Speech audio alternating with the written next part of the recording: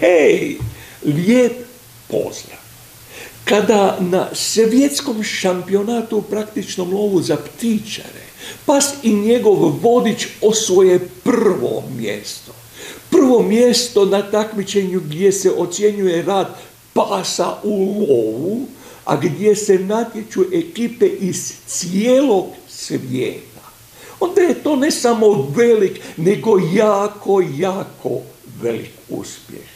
Stoga mi je izuzetno zadovoljstvo i čast pozdraviti vlasnika najboljeg psa na svijetu i najboljeg vodiča na svijetu, gospodina Emila Klimana. Moje poštovanje i duboki naklon, gospodine.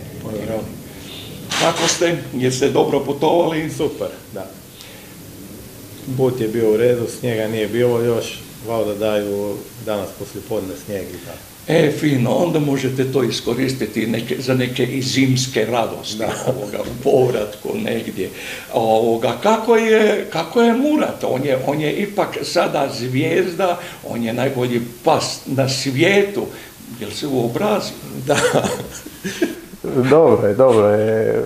Murat je sad, znači pas je star 4 godine, on je u naponu snage, već je pokazivao dobar rad svoj na tim takmičenjima kada sam ga vodio, a sad je pokazao ono vrh šta on može i nadam se još da će par godina biti u tom tempu. Recimo, iz kojeg uzgoja je? Pas je iz uzgajivačnice iz Srbije. Ja uz tog psa imam sestru njegovu Mazu, isto se je takmičila. Oba dva psa su jako dobra, Maza je malo manje sreće imala na tom takmičenju nego on, a u principu jednom bude on prvi, drugi put bude ona prva i tako. Oba dva su jako kvalitetni psi. I psi su recimo lagani su za vodit, dobro surađuju s vodičem, dobar nos imaju, dobar stil, dobar galop, sve šta takav pas treba biti, to su oni recimo. Izvrsno, jako lijepo. U tvojim boksovima je li još ima pasa osim tih dva? Pa ja ukupno imam 10 pasa. Imam engleske setare, imam istarske goniče, imam njemačkog ovog odek ptičara kratkodlakog jednog, još jednog oštrodlakog, ali nisu spremni još za takmičenja. Bravo, lijepo. Valjda će biti možda za godinu dana, jer su mladi, imaju godinu i pol. I tako. Uzgajivačnicu imaš. Kako se uzgajivačnica zove? A uzgajivačnica se zove Kliman. I ja sam napravio ovo treće leglo od kad imam nekih 2,5 godine imam uzgajivačnicu. Bravo. Imaš dobrih pasa, znači ti psi su sada se pripremaju za nešto ozbiljnije iz tvog legla. Pa da, ja to uvijek biram ono najbolje. I samo najbolje može biti kod mene. Ono drugo ja ili poklonim ili da nekom tako. Da, tako se i uzgaja, tako to i ide. I tako se onda i postižu rezultati. Znači ima planova za budućnost, neka parenja, neka možda nabava. Pa sad imamo u planu parit Mazu. Valjda za nekih mjesec dana će se parit, pa ću je ići naparit u Srbiju opet. I onda će biti leglo, pa vidit ćemo, nešto ćemo izabrati od toga da bude za narednih 2-3 godine opet neki pas koji će se moći početi takmičiti i tako da uvijek imamo konstantno nekog psa za takmičice. Dobro, recimo, Murat, jel je za parenje dalje, jel to moguće se napraviti? Murat je za parenje, za sad on je pario već i imam jedno štene od njega, pas je 1,5 godinu star i nadam se u proljeće da ću ga prezentirati na utakmicama jer je pas skoro već spreman za takmičenje. Bravo.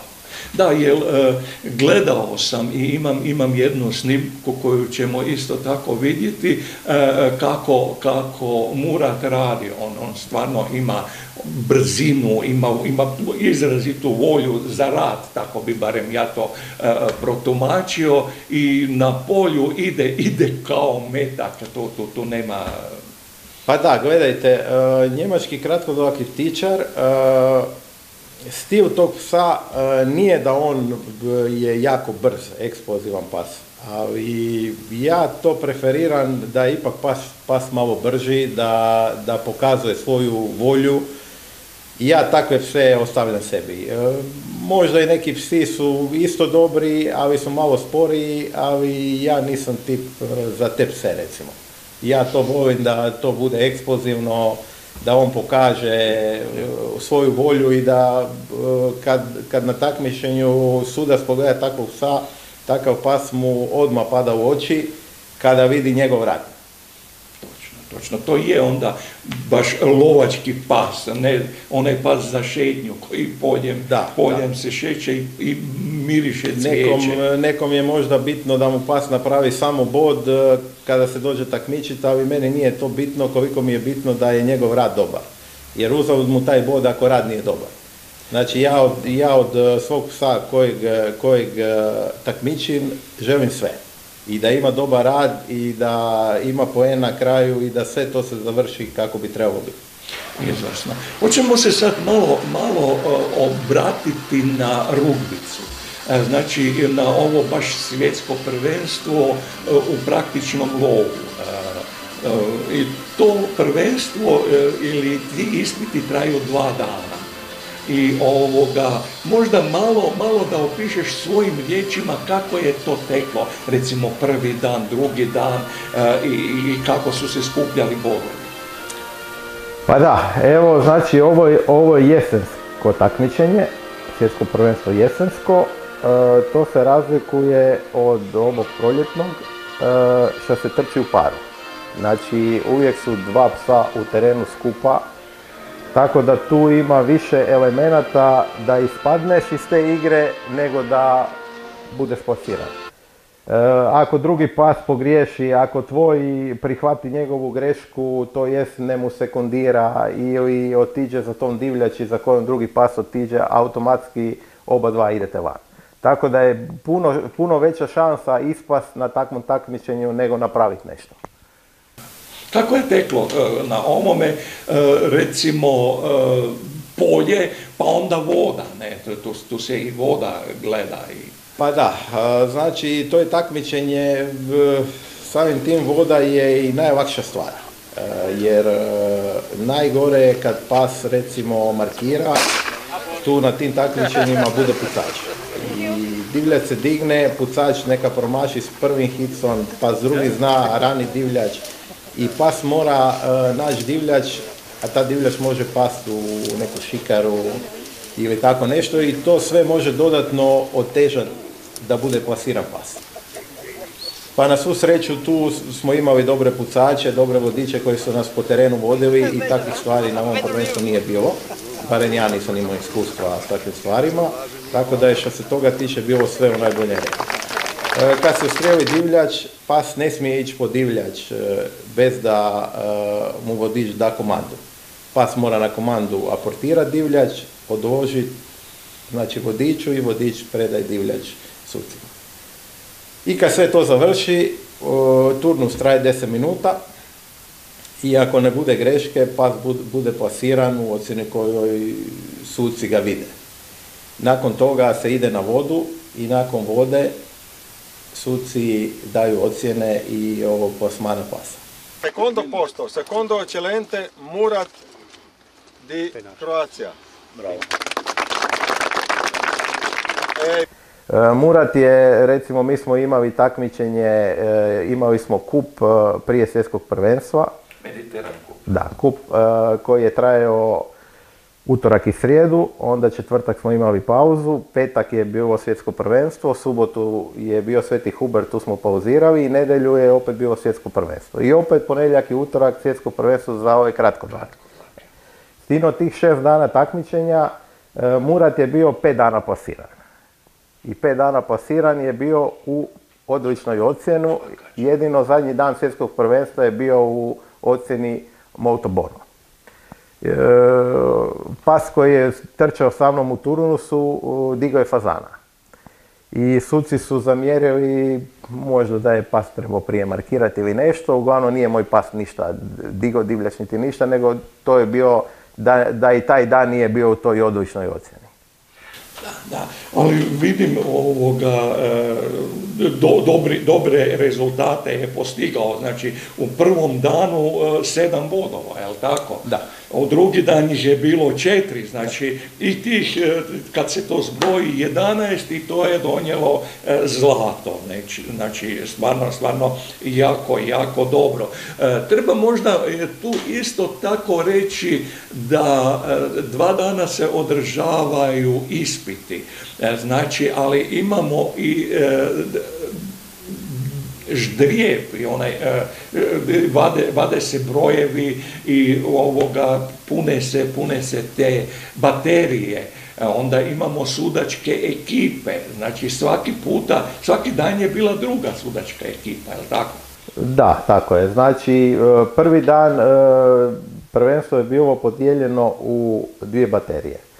Prvi dan je na terenu di su 3 ovog suca bila,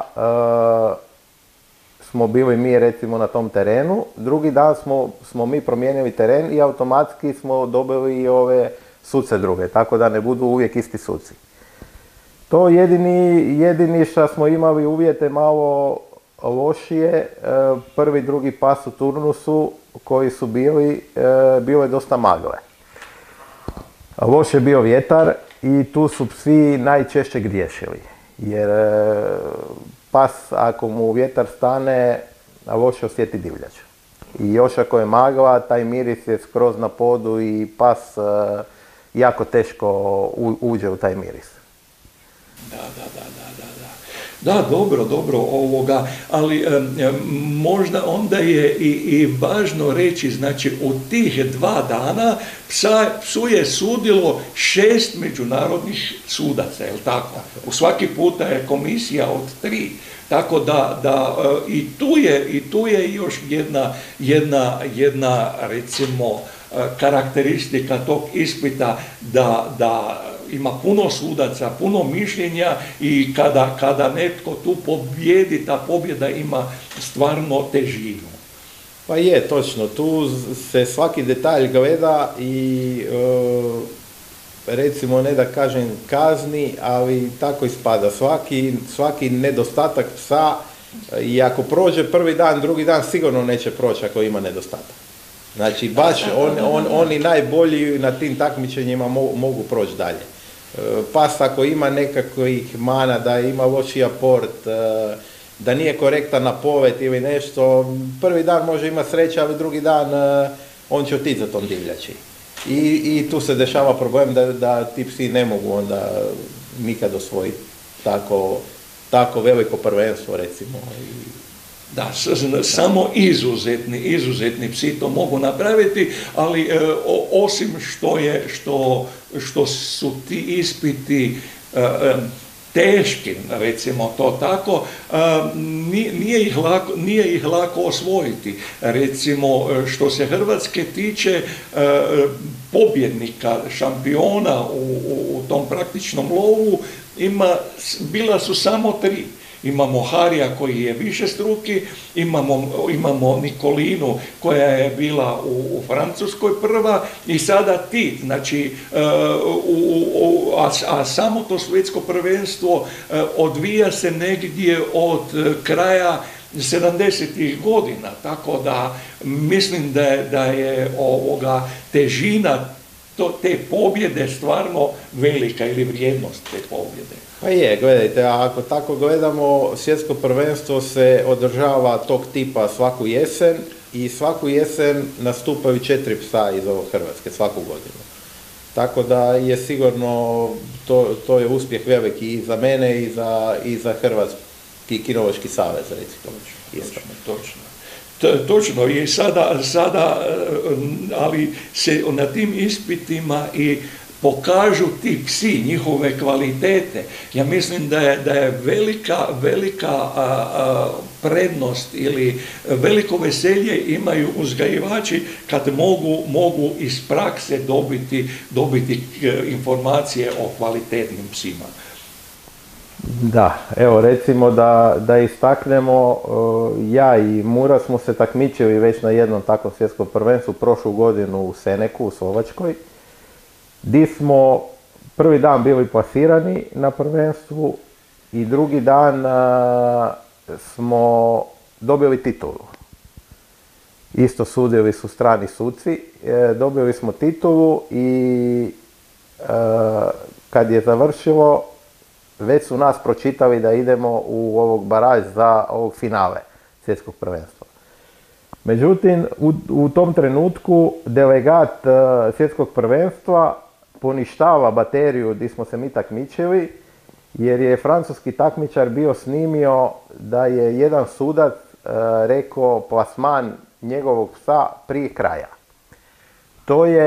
To je zabranjeno sucima govoriti dok ne završi baterija.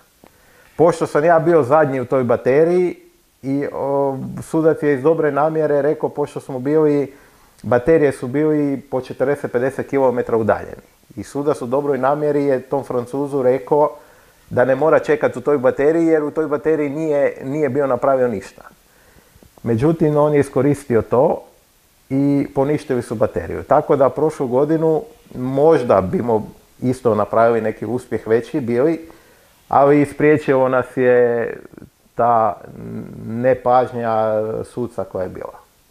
Da, baš šteta, ali za utjehu možemo reći da je Hrvatska sa tobom, Postićem i Markušom osvojila ekipno zlato, je li tako? Je. U Slovačkoj, baš u ovome praktičnom lovu. Je, bravo, izvrsno, ali idemo sada, znači to je bilo 2023. 24. Opet ste ti i recimo ovi kolege iz tima, opet ste osvojili zlato. Znači ekipno zlato imamo i ove godine. Da, u sastavu Darko Škrobot, Dragan Markuš i ja, ekipno smo isto bili svjetski prvaci. Imate zlato, da. To su stvarno fantastični rezultati ovoga. Recimo, kad pogledamo Hrvatsku, vi ste zlatni i ekipno i ti si pojedinačno. Darko je treći u ovome lovu, ne praktičnom. Onda imamo Nikolinu, ona je prva u ovom ženskom Hubertu, pa onda ona sa Petrom su isto zlatne ekipno u Hubertu. Mislim da ovo sve skupa pokazuje kvalitetu kinologije i lovstva u Hrvatskoj. Pa da, praktički više nismo mogli uzeti nego što smo uzeli ovu godinu. A evo, time treba se zahvaliti gospodinu Franku Gržiniću koji nas je izabrao sve. Znači da je on isto tu nešto, da, isto da je on napravio pravi izbor koji će sve to pobijediti. Tako da i bez njega i bez naših pasa ne bimo mogli sigurno postići ovakav rezultate. Je, svakako, Franko puno daje u ovoj kao selektor, ali i općenito on je bio i u organizaciji ovog svjetskog prvenstva, sudio je. Pa prije svega Franko je iskusan vodič. On je iskusan vodič i samo iskusan vodič može napraviti dobru selekciju poslije. I to se ispostavilo da je tako. Da, jer recimo osim Hrvatske dobre rezultate su napravili i naši susjedi Srbi.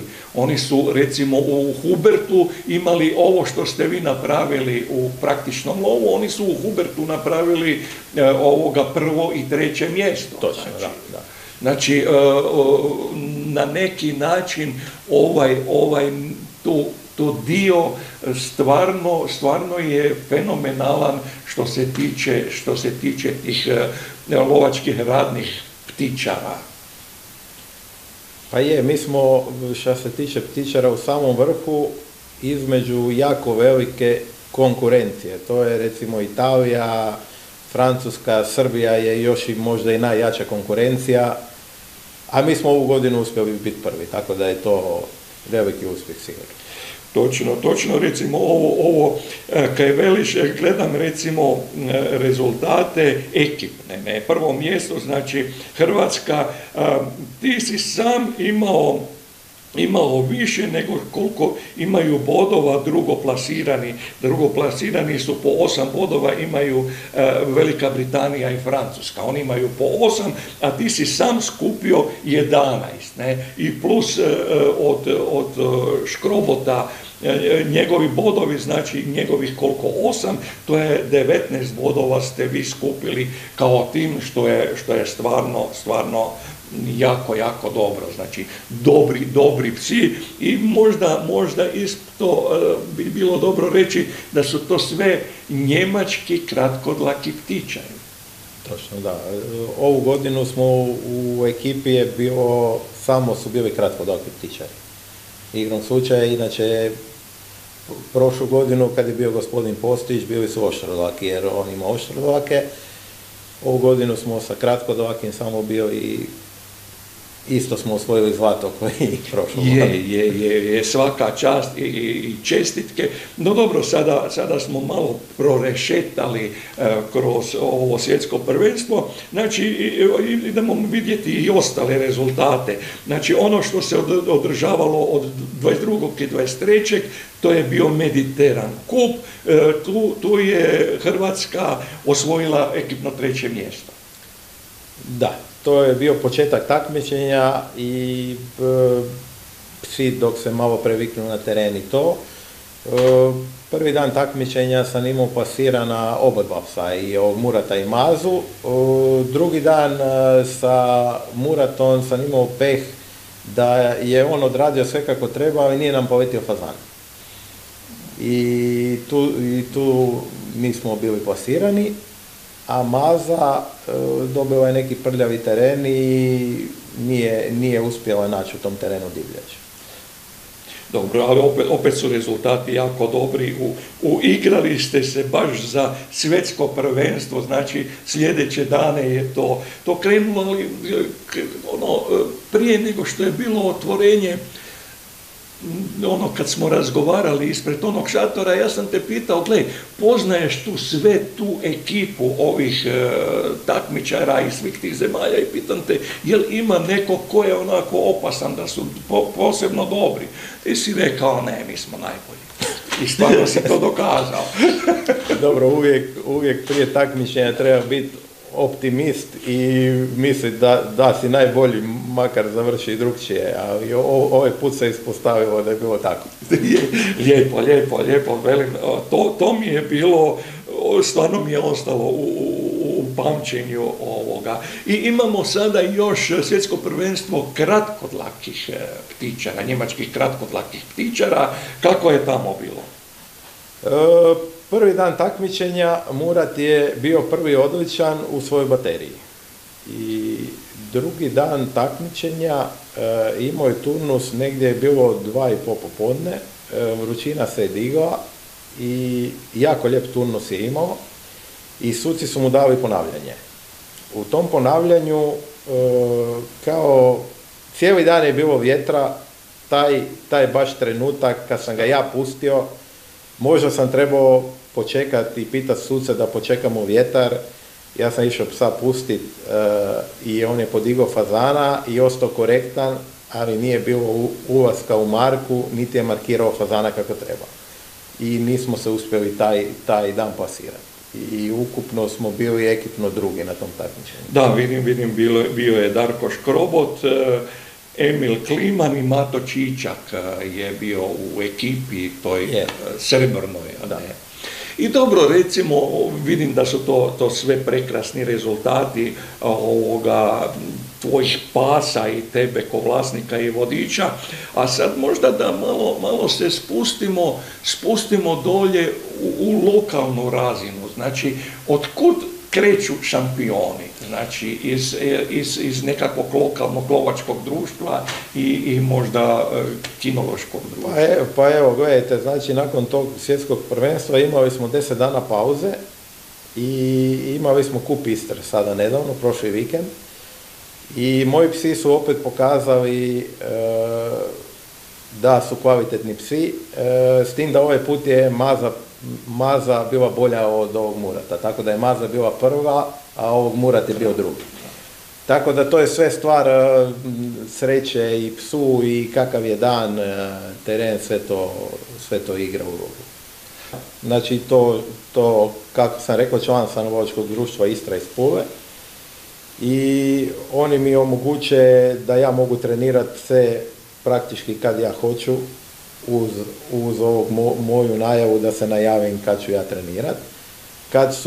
Kad mi je potrebno u jesen nekakav odstrel divljači, ja si divljač kupim sam, a oni mi dopuštaju da ja mogu odstreliti to, a naravno za to dobijem dozvolu i sve. Vježbati u treninga. Jer bez treninga pas ne može biti šampion nikad. Niti ne može lovački pas biti, a kamoli pobijediti neko svjetsko prvenstvo bez da se puno trenira. Točno. Jel imate tamo u lovištu prirodne divljači? Pa prirodne divljači imamo nešto, ali jako slabo. Ali ja 2 do 3 puta godišnje odlazim u Srbiju po 5-6 dana vježbat na ovu prirodnu divljač. Žitorađa ili? Da, bravo, žitorađa je. Da. Oni su tu poznati vjerovatno i zato oni imaju dobre rezultate jer imaju gdje raditi, loviti, trenirati. Pa recimo njihovi psi su u toj prirodnoj divljači svaki dan, a moji su 2-3 put godišnje. Tako da je to ipak velika razlika, ali mi uspijemo to sve iskombinirati s tim.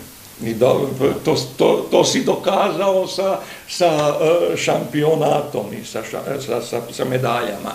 I sad još možda recimo u čemu je tu, koji je to fenomen da recimo u Istri ima toliko dobrih i kvalitetnih kinologa koji opet imaju fantastične pse. Jel tu ima neka tajna ili o čemu se tu radi? Pa možda je more oko nas, skoro svugdje, pa nam to malo daje energije.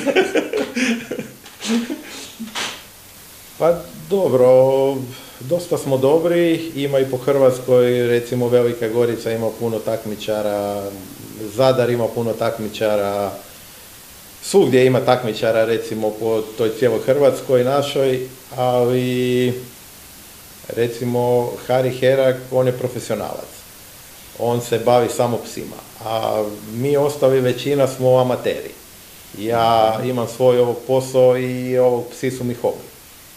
Tako da je opet veća razlika kad to radiš iz ovog hobija i napraviš nekakav takav uspjeh nego kad si ti svaki dan u tome i ti je samo to posao. Je svakako možda i to trebamo istaknuti da i na ovom svjetskom prvenstvu bilo je dosta profesionalnih vodiča, ljudi koji se bave samo sa psima i recimo i postigli su manje ili lošije rezultate od vas amatera. Pa recimo, ne mogu reći da poznam sve koji su bili, ali većinu ih znam. I 80% na tom takmičenju su bili profesionalci. Svaka vam čast onda na ovome što ste postigli. Mislim da je kod velikih uspjeha jako važan taj nekakav motiv, želja, volja i recimo profesionalac, kod njega to možda nema.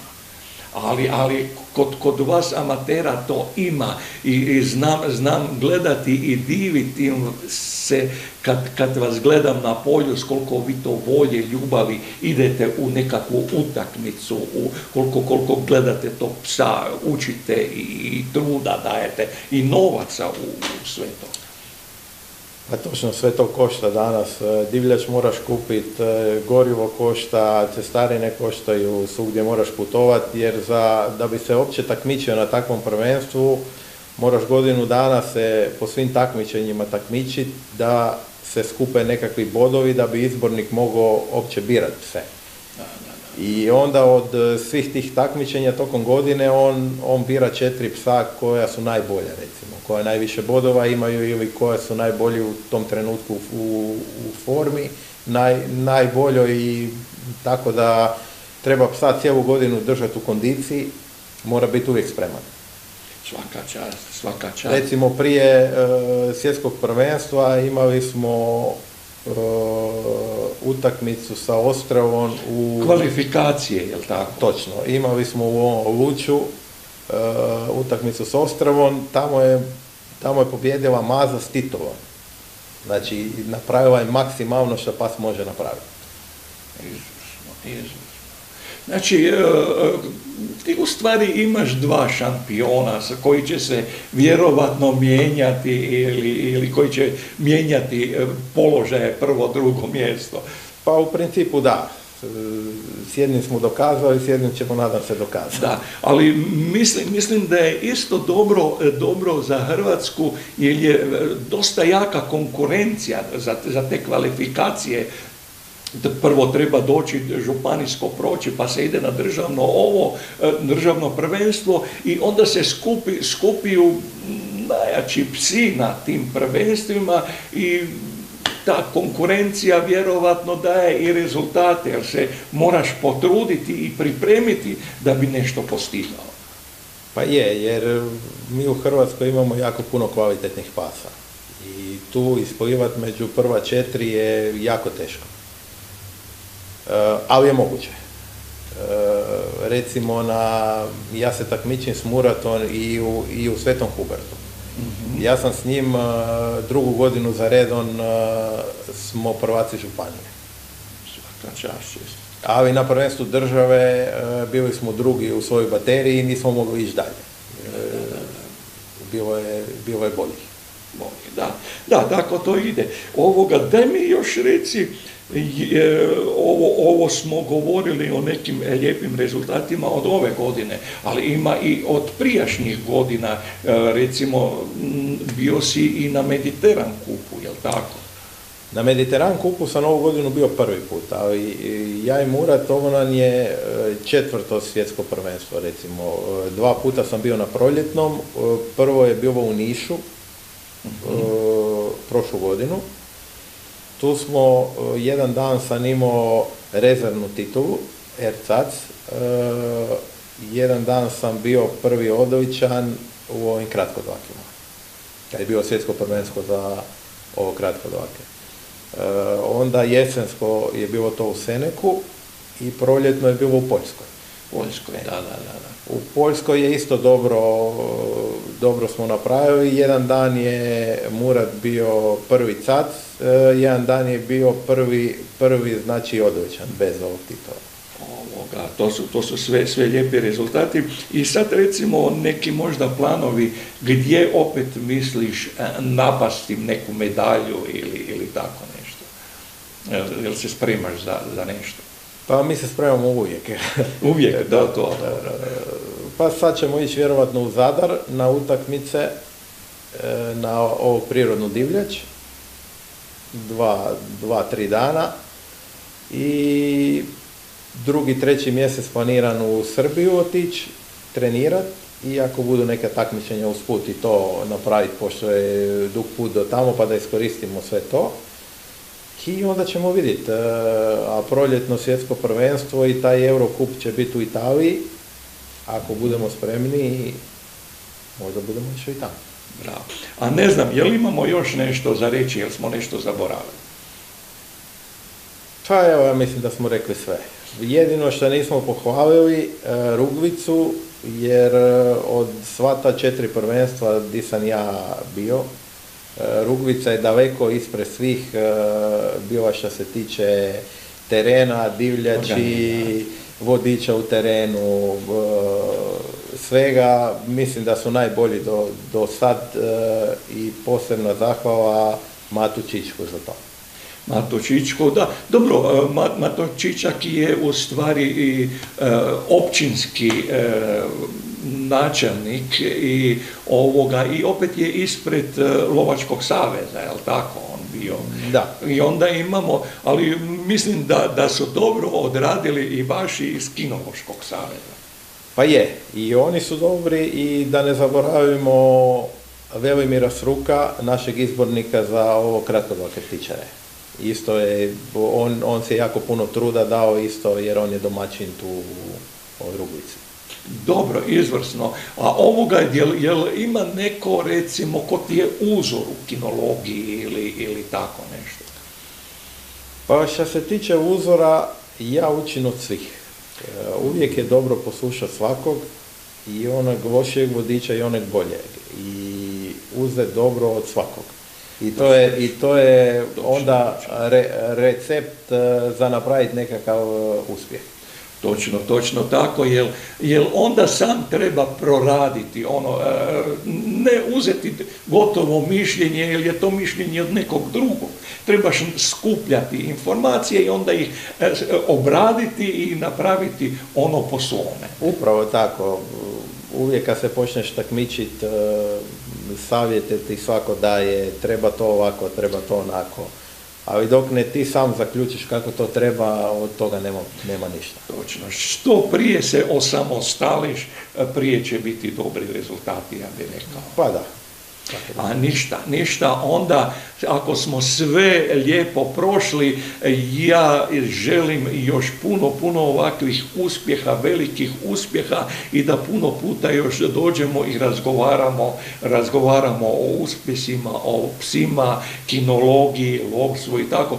Da, još bi samo rekao da bi možda i Lovački savez i Kinološki savez, koji sigurno imaju velike koristi od ovako dobrih rezultata svojih vodiča, lovaca i pasa, na neki način možda bi bilo dobro da se i oduže vama koji kao amateri u stvari nastupate i sve sami financirate.